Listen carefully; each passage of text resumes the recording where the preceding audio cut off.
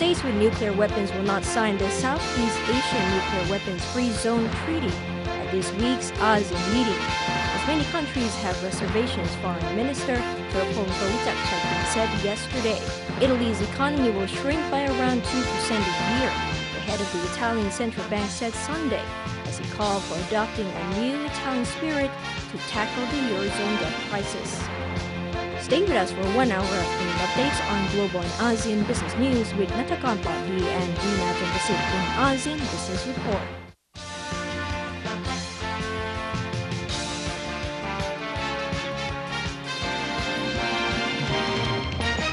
Good afternoon. You're now watching ASEAN Business Report. It's Monday, the 9th of July. You're with us. I'm Weena Jongprasit. I'm Natakan Patli, and we're broadcasting live from Bangkok, Thailand. And for our headlines today, in today's world, Asia is looked upon as a place for economic recovery and long-term sustainability amid economies in the troubles in the Euro and the US. An annual forum organized by SASIN has said.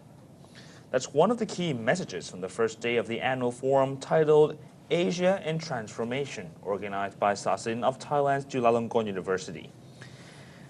In the past, Thai markets and Asian markets were local and national, but today they are regional and global, said Termsak Krisanamara, SASIN's director, on Sunday at the Plaza Ethny Hotel's Grand Hall.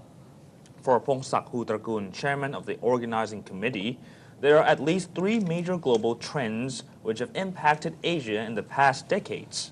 First, politically, the West may be losing its capacity to lead the world as it is to deal with economic hardships.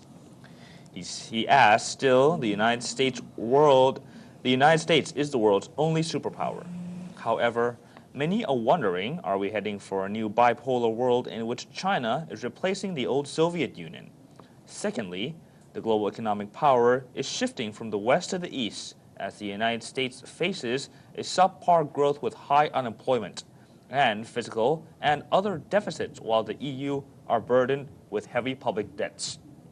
Asian economies, on the other hand, are poised for continued growth, and we are seeing an Asian giant gradually internationalizing its currency. During the first of the two-day event, Deborah Lucas from MIT's Sloan School of Management also noted she was cheerful about Asia's future and development, primarily because of its remarkable growth during the past several decades. She said that Asia's development should not be seen as a zero-sum game, because both of the developed regions and the developing regions can optimally benefit through cooperation. She said tackling issues such as climate change, aging populations, and a more balanced global development can only be optimized if everyone works together. Lynchpin of China, Bank of Communications chief economist, who is based in Shanghai, also emphasized that greater regional cooperation was a major reason why Asia was able to immunize itself from the recent subprime-induced global crisis. However, he added that key challenges such as further developing the region's innovative capabilities were critical for continuing success in the next decade. Ultimately, Lian said he expects greater infrastructure and Asian cooperation, including many Chinese-led initiatives that will continue making Asia's transformation cheerful. President and CEO of Teijin Ltd. Japan, Shigeo Oyagi, said that his company, which has extensive Thai operations, was very optimistic about Asia's continuing economic development. However, it was also fearful of external elements that may affect continuing unimpeded growth. These include the current European debt crisis, and that, he said, has already dampened trade, politically, Middle East instability, and rising productivity costs in Asia. Olan Chaiprawat, president of the Thai Trade Representative's Office, attached to the Prime Minister's office, said that during the next 2 decades, many Asian countries would face similar policy constraints. In Thailand, policymakers must be aware that the days of cheap labor that sustained economic growth for the past 6 decades are over. A significant portion of Thailand's lower-priced labor is from neighboring countries. He said a more logical strategy going forward would be aligning our future labor policies to our neighbors' economic development.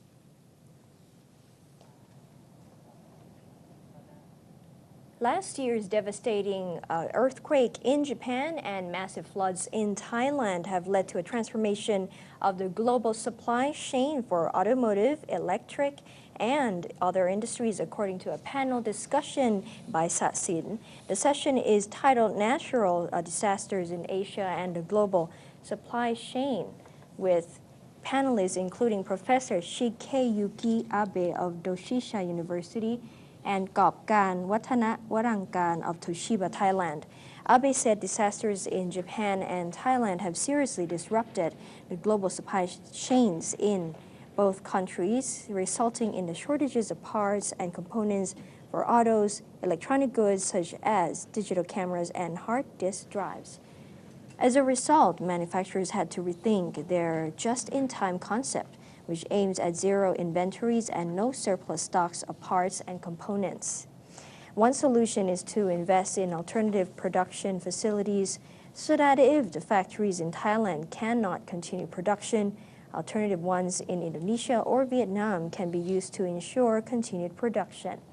For Toshiba Group, Gopkan said Bangkadi Industrial Park, where several Toshiba factories are situated, has taken actions to prepare for this year's rainy season. Construction of multi-million baht dam around the industrial estate in Pathum Thani province with a height of up to 6 meters above the median sea level will be completed in August, she said.